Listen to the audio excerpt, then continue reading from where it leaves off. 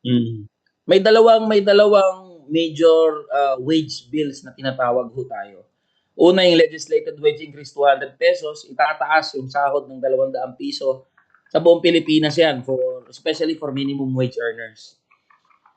Pumasa na yan last Congress, 19th Congress, pero ngayon ay nananatiling nakabinbin sa House of Representatives dahil hindi daw yan priority ng administrasyong Bongbong Marcos Jr.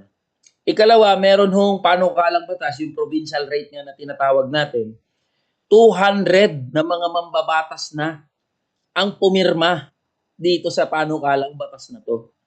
Ibig sabihin, lagpas na sa mayorya. Pumasa na rin ito sa komite. Pebrero pa ng taong to, February 2026, pasado na sa komite. Dapat, ang susunod na step o proseso, dadaan na doon sa plenaryo para pagdebatihan na namin at pagbotohan muli. Ang problema, mula Pebrero hanggang ngayon, Agosto 1 na, hindi ho gumagalaw. Bakit?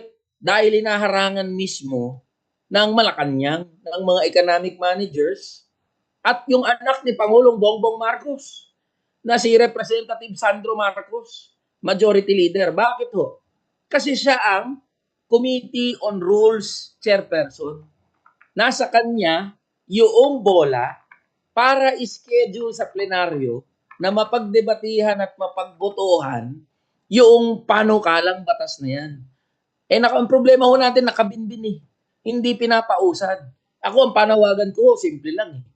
Kung ayaw nila nung batas, patayin nyo sa botohan.